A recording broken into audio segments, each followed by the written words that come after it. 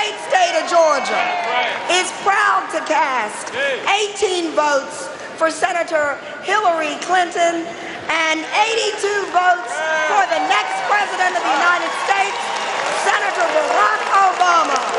To be on the November presidential election ballot, candidates have to win their party's nomination. And that decision is made by party delegates.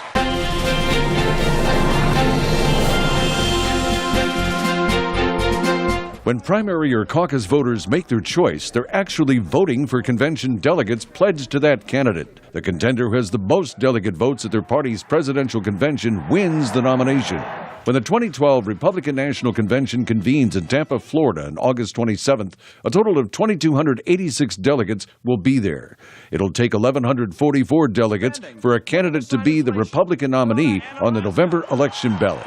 The 2012 Democratic National Convention opens September 3rd in Charlotte, North Carolina, where there will be 5,554 delegates. While it will take 2,778 delegates to nominate President Barack Obama, he's running unopposed within his own party. The two parties have different formulas for apportioning delegates to presidential candidates.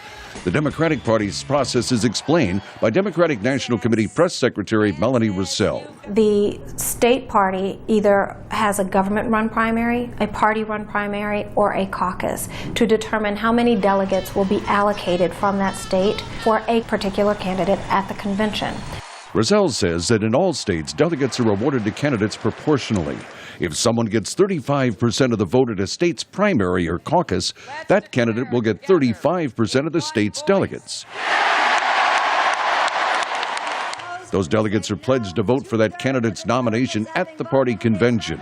But not all of the 5,554 delegates at the Democratic Convention are locked into specific candidates. 727 of them, sometimes called superdelegates, are state and national Democratic officials such as governors, senators, and House members. These 727 delegates can support any candidate they choose. In the Republican Party, some states award delegates on a proportional basis, as do the Democrats. But other states have a winner-take-all basis. It's tied to the calendar, says Republican National Committee Communications Director Sean Spicer. So what we did is we came up with a system that basically said if you go prior to or within the month of March, anytime before April 1st, you must be a proportional state. That ensured that you couldn't just rack up a couple quick wins and run away with the nomination. Delegates are pledged to specific candidates on the first roll call vote at the convention. But if one candidate does not lock in the nomination on the first vote, a convention may become brokered, where factions both compete and combine to produce a presidential nominee. But this has not happened since 1952. Jeffrey Young, VOA News.